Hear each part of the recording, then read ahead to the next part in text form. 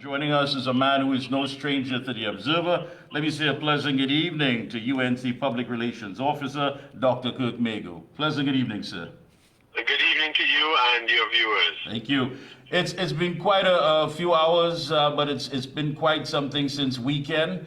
Wrapped up, of course, last night after the by-elections. I know it's been a hectic time period for you. At the end of it all, what's your take on everything that has transpired in the last hours? Well, we had our victory in Kinam, Mon Diablo, and also the star team in the internal elections, and we want to put those things behind us now, notch that on our belts, and really concentrate on the upcoming general elections. We have to, gather ourselves together for that next stage. And we must rescue Trinidad and Tobago, and we just have to work hard for it. Yeah, there are some folks who are weighing in on the issue and saying is that has anything that they take away from it that the party may have been able to learn in this entire process, that some areas that need to be tweaked and adjusted would be looked at and made a priority? Well, we definitely are undertaking a postmortem. And, so we're in the process of that right now. Because there are a lot of things, factors on all sides, including the timing and other issues that we need to take a look at. Long-term trends, immediate issues of timing, making sure our machinery is properly tweaked, and looking at, what the other side is doing. Because, quite honestly, there's no way that increase in votes, came about because people assess that the, PNM's performance is better, because they are an absolute disaster for this country. So so that's something that we really have to dwell on and think about and strategize as we move forward, because we cannot let them take another term. Yeah, I mean, you hear so much that is bandied about, and again, a lot of people are going to weigh in on this as far as moving forward into this next chapter, this next phase. Would there be consideration for things that perhaps would never even looked upon before, whether it be alliances, whether it be certain sort of, amalgamations with certain groups? Will these things be considered? I mean, it may be a bit early, but will they still be on the drawing board? They've always been on the drawing board, and we've always looked at those. And the UNC is the party of national unity. That is, very much part of our considerations, and everything remains on the table. Absolutely everything. Yeah, people usually say that politics is war. And when you think about it, as far as a battle like that, there's sometimes you're going to be burnt, you're going to be cut, you're going to be bruised. But losing focus should never be an option.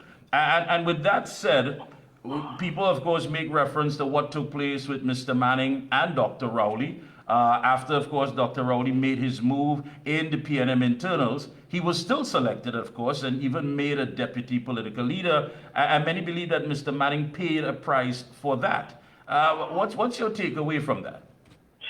Well, we don't really want to comment on the internal politics of the other party too much, but in so much as that was a national issue, that was very, very vitriolic, and Keith Rowley, in his very crass, uncivilized manner that he conducts himself, and boasted that he went to Lake Oto and performed obia and caused Manning's death. I mean, that is so distasteful, so distasteful. It really got very, very bitter, and we need to be careful not to reach that type of bitterness, because it's that type of bitterness that has this country in its really demonic state right now. Everything is just death stalks the land under Keith Rowley, and we really must turn this country around. Yeah. As far as keeping that focus, according to the political leader, one has to be laser focused. throughout this entire process over the weekend and yesterday, there were many things that had to be sidelined as far as the economy, what was taking place there, as far as crime, a lot of things that were just simply not focused on. Now, getting back to that, do you believe it's going to be challenging to pick that narrative back up and remain laser focused going into the general election 2025? I don't believe it will be difficult because every day there's citizens are facing hardships, trials, tribulations. Every time they go to fill up, gas at the at the gas station, when they go to the grocery, when a break-in happens in their neighborhood or to their family or to themselves, when their own family members themselves or others can't get a job or because they can barely make ends meet, and then when property tax comes and water rates increase and electricity rates increase and you don't get water in your taps and we're going to get flooding soon, there's going to be plenty of issues to raise. We don't have to try. It's going to be there. Yeah, and you did mention, of course, all that is taking place. But when you look at it, one would ask then, with all of these issues, why would anyone, any right-thinking citizen, go out there and cast a vote against development, against restoring good governance, against transparency, accountability, and of course, getting things in the right direction? And of course, the only answer could be, of course, that political pixie dust. When you have to go up against the fact someone who would prefer to buy out those to get what they want compared to those who are saying we are offering you a better life that you know of and you know what the UNC can produce. Is that a challenging point at that juncture? Absolutely, it's a challenging point because it means we are dealing with not simply just rational arguments, because on the rational arguments case, I don't think there's any case that the PNM have to make at all. So we really have to deal with something beyond rational argumentation, and that becomes that becomes challenging. Because one would like to really just keep it on the facts of the matter, but unfortunately there are other motivating factors for some voters, and we really need to impress upon people that the future of our country and our children is in our hands, and we have a great responsibility. We cannot let Trinidad and Tobago slide further down this abyss. The case has taken us back 17 years in terms of the economy, in terms of foreign exchange. We've had our highest crime rates ever. Our energy sector is down to production levels, I believe, of the 1930s and 1950s. It's just collapsed all around. And we have the power in our hands. We have the power in our hands to change it. And we just need to inspire enough people in this country to understand the responsibility we have toward our country, toward our children, toward our future. Yeah, and of course, we can't, of course, not mention the passing of Lloyd Williams, the party's first P.R.O. And I mean, he came through the ranks. We're talking about from ULF to NAR to Club 88 and, of course, to the United National Congress. So we definitely want to send condolences to his loved ones, his family, a soldier who has been there in the trenches, of course, coming through everything. Absolutely, and I mean, I'm very glad that we were able to honor him in his life, and not just in his passing. In 2021, we had a feature piece on him in the party newspaper, The Checklist, about his whole history.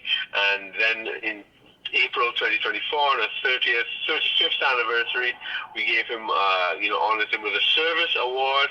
Unfortunately, he was too ill at that time even to be personally there to accept it, but Wade Mark accepted it on his behalf.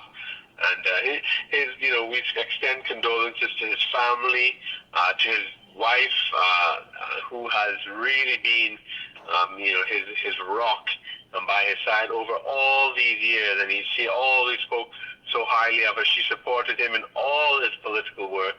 and we are very grateful for his life. And I personally am standing on his shoulders as the current P.R.O.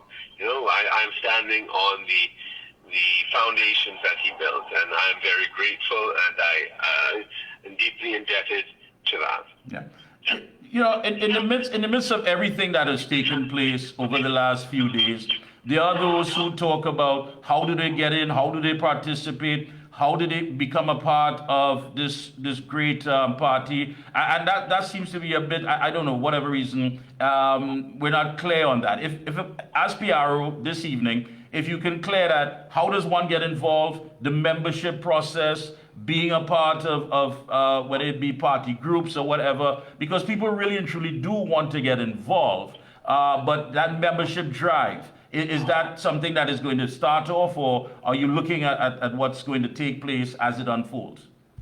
Yes, I mean, we've been on a membership drive for several months now, and our membership is the largest that it's ever been in our history. We've crossed 100,000, and I'm trying to remember when we started out, when Kamala Prasad Bissessar in particular first came in. I believe the figure was around 30,000 or something like that, and it's massively grown. But anybody can join the party, and I encourage people to join the party. You can get the membership forms at the UNC headquarters. The number is on the website. I'm trying to let's see if I have it. Sorry, just please check on the website for the number there offhand, or let me get it. I know it's here. I just have it. My computer, my phone's taking long to pull it up. Yeah, but yeah, and get in touch with your MP, with your councillor. There are all sorts of committees. You tell us what your skills are so we can use them. There's so many people with talents and skills and put in the work. We all have to have skin in the game. When we talk about democracy, a lot of times you just speak about it from a very passive perspective. You have parties to vote for, and you just wait every 5 years to choose which one. But really, democracy is about building the alternatives, about participating in it. And no political party is ever perfect. There's always areas to improve. And so I implore everybody who sees areas where the UNC can improve, come, join, and work in those committees, in the Constitution Committee, in a membership committee, in a events committee, in a public relations committee, in a organizing sports day, mobilizing people, whatever, public education, all these types of roles, charity, events. We need everything, and we want more people to participate. That will turn everything around. Let me ask you on a personal note. I mean, functioning in the capacity as public relations officer. I mean, when you first came in, things would have been a lot different compared to now. If you look at your level of maturity from that time to now, what have you learned the most, especially when it comes to engaging with the members of the party? I think that in terms of being more sort of in this position in the party and watching the workings, running a political party is a very, very complex thing. And a lot of people who don't see the inner workings think it's very easy to do a lot of things, but it's not. And I'm not making any excuse, but what I'm saying is that it requires work. And for everybody that has, their ideas, we welcome them. But come in and implement, and work for it. Have a project in your mind, because this is a large, animal here. It's like moving an elephant. It's not like perhaps a small party where you can just come in and make some change and everything changes. There's a lot of moving parts. There's a lot of people. There's a lot of things that need to be taken into account, and to make the change, you have to know how the thing works, and then when you're able to do so, it becomes 1,000 more times effective because of the huge organization that we are. We are, the largest, most active political party, not only in Trinidad and Tobago, but in the Caribbean. I mean, let me remind the listeners that when Keith Rowley, as Prime Minister, defended his prime ministership against Karen Nunes de Shera a few months ago, he only got 8,000 votes. Saddam Hussein got over 13,000 votes, and all the Star Team people. The UNC is mobilized in a way that the PNM is not as a party, So we need to build on this and translate that into an election victory. That's what we need to do. Yeah. And closing comments, I want to ask you, for those who may feel a bit despondent, for those who came through this entire process from the weekend to yesterday, what would your message be to the members and by extension, the citizens of Trinidad and Tobago? Well, I have to say, listen, we live to fight another day. We are all on the same team. We all wish to build Trinidad and Tobago. Let us stay laser focused. Let us remove the PNM, and let us build and work with our institutions. We have gone through a democratic process, and the membership, who we love and respect, have spoken resoundingly. Let us build on that. We need to build on their will, which they just recently expressed. So let's just move ahead, because victory is in sight. We cannot let distractions keep us off the target. We always need to keep our eye on the eye of the bird. Yeah, and I have to ask you this. I know, final thing here. With all this information coming in, and I'm sure you get bombarded on a daily basis, how do you filter out? Because people are like, hey, Kirk, what about this? Let's do this, let's do that. How do you deal with it and filter out to say this is what we're going to go with? We understand, we accept, how challenging is that? It's very challenging, because there's all sorts of ideas and all sorts of suggestions, and many of them are very good. But we work in an organization, in a team, and it must go through a process, and we must have buy-in, and we must have the different arms working together to implement it, because that's the only way it will be effective. And so it really sort of has to pass through that filter, that practical filter of from idea to implementation. And it is, it's a challenge, but we welcome the ideas, we welcome the suggestions. But I always like to tell people, when you have your suggestion, please make sure to be part of the solution to try to implement it. Don't just say it and then walk away. Come, we want you to be part of the process. Thank you so much. It's been a pleasure always to have you on. Get some much needed rest as we go into phase 2 of heading to the general election 2025. Always a pleasure to have you on. Thank you, and good night to you and your viewers. Thank you so much.